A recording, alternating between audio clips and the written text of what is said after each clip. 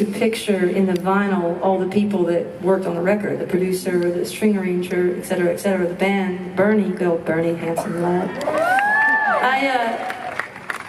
I cut out the pictures of all of the players and I hung them on my wall to the point where my 13-year-old wall was like there was not a speck of space that wasn't Elton John or Elton John associated. It was crazy. And I remember I turned 16 and a friend of the family, a producer, I don't know why I lost that word for a second, invited me out to a session where a man whose picture I'd had hanging on my wall for years was going to be conducting the string section. He went by the name of Paul Buckmaster. And I took the picture down off my wall, and I was a nervous wreck to go and see the man that was responsible for Mad Men Across the fucking water. And I watched this session go down, and Paul behaved in the studio exactly like you would want him to. Screaming, crying, throwing people out of the studio. Just throwing things, just a total British drama queen, amazing string arranger, conductor. And at one point he storms out into the room where I'm watching through the glass because I wasn't allowed to go in the room. And he comes out and he goes, "Who are you then?"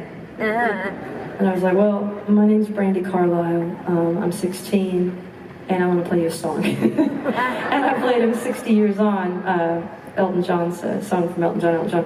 And he cried, which if you knew Paul, that wasn't that big of a deal, but he cried. And he goes, "Oh, God damn it, I'm going to produce your records when you're older." And then lo and behold, I got older, I got a record deal, and he did do my string arrangements. And he changed my life, and he made me feel so spiritual and so deeply connected to the music,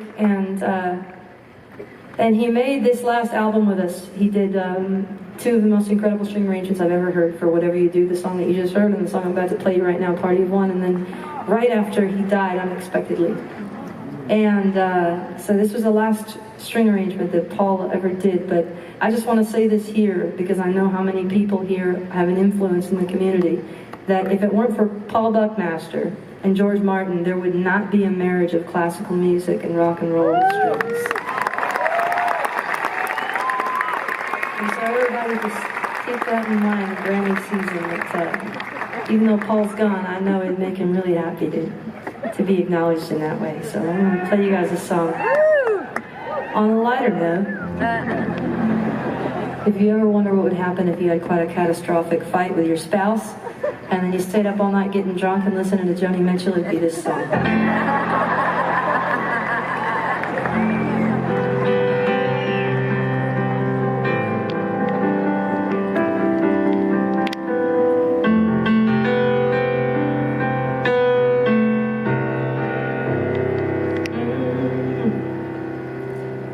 Waiter, send us to the table, the party of one, the every other lonely soul in this place. And so you're finishing up your coffee, but then where are you gonna run? Where'd you get that look on your face? You should always let the sun go down on your anger. Let it burn you to sleep and bring you closer to the danger, the surrender and retreat. Sing your sad soul to sleep. I loved you the first time I saw you, and you know I love you still. But I am tired, and I am yours. Don't even think about your freedom, or taking that flight, or going back upon your promise after fighting for the right. Because your red shells and your high statements and your weaponized words are paper tigers now. Oh, your constant overthinking and your secretive drinking are making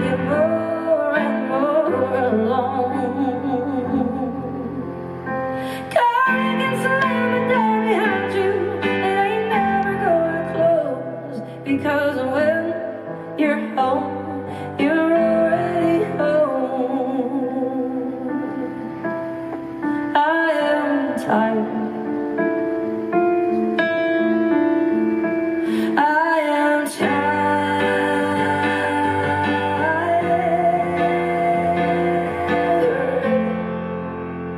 I don't wanna go home anymore. I don't wanna throw stones anymore. I don't wanna take part in war.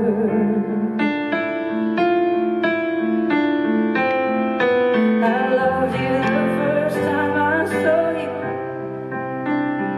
and you know I love you still. I loved you the first time I saw you, and you know I love you still.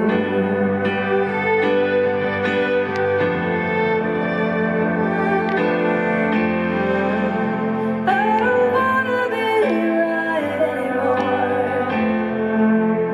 Lord, I don't wanna fight anymore. I'm not taking your side anymore.